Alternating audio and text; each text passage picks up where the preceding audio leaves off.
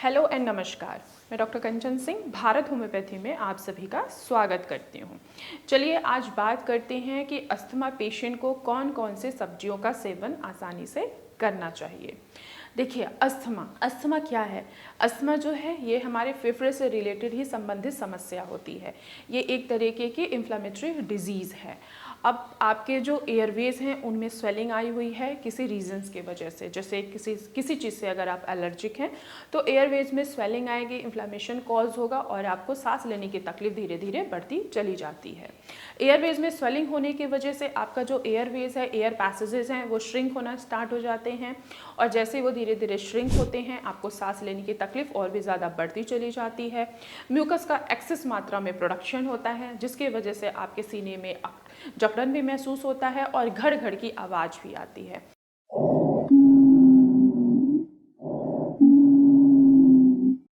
और जैसे जैसे आप खांसी करते हैं वैसे वैसे आपके सीने में भी दर्द होना स्टार्ट हो जाता है।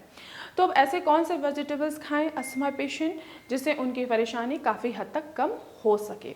तो अस्थमाटिक पेशेंट यानी कि दमा के मरीज को ऐसे सब्जियों का सेवन करना चाहिए जिनमें एंटीऑक्सीडेंट भरपूर मात्रा में मिलता हो। अब एंटीऑक्सीडेंट क्या करता है? एंटीऑक्सीडेंट आपके शरीर में आए हुए जितने भी फ्री रेडिकल्स हैं उनको रिमूव करने का काम करता है। अगर आपके शरीर में फ्री रेडिकल्स रहेंगे तो वो आपके हेल्दी कोशिकाओं को नष्ट करेंगे और आपके बीमारी को वो बढ़ाएंगे।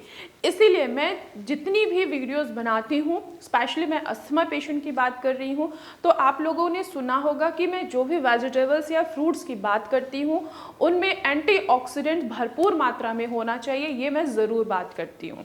एंटीऑक्सीडेंट का काम है कि आपके फेफड़े में आए हुए फ्री रेडिकल्स को वो रिमूव करेगा।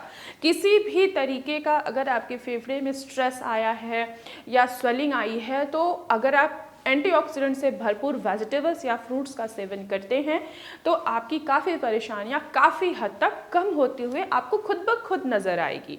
तो चलिए आइए समझते हैं कि एक दमा का मरीज कौन कौन सी सब्जियों का सेवन वो आसानी से कर सकते हैं। तो पहला वेजिटेबल्स है वो है पालक। जी हाँ, अस्थमैटिक पेशेंट को हरे पत्तेदार सब्जियों का सेवन ज़रूर करना चाहिए, स्पेशली पालक का तो ज़रूर करना चाहिए। पालक में विटामिन सी और ई के साथ साथ इसमें मैग्नीशियम भी पाया जाता है। यही मैग्नीशियम आपके जो ब्रोंक्यूल्स हैं, जो एयरवेज हैं, उनमें जो स्वेलिंग आई हुई है उन स्वेलिंग को ये कम करता है, इन्फ्लेमेशन को कम करता है और जो सांस लेने की समस्या आपको बनी रहती है उसको भी कम करने में ये मदद करता है। तो अगर आपको सांस लेने में तकलीफ आ रही है, आपके गले में खराश है या हर छोटी छोटी चीज़ से आप एलर्जिक हैं तो आप पालक का सेवन जरूर करिए।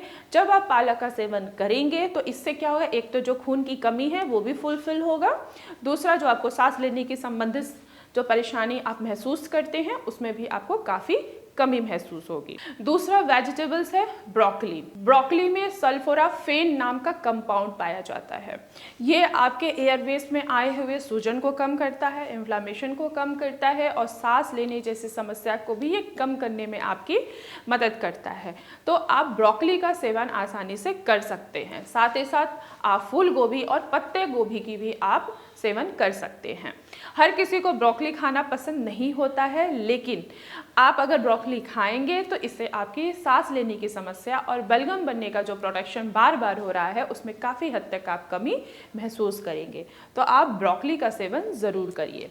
ब्रोकली में साथ ही साथ एंटी इन्फ्लेमेटरी प्रॉपर्टीज़ और एंटीऑक्सीडेंट प्रॉपर्टीज़ भी पाई जाती है। इसीलिए मैं आप सभी को ये सलाह दे रही हूँ कि अगर आपको सांस लेने की परेशानी हो रही है तो आप ब्रोकली का सेवन ज़रूर करिए।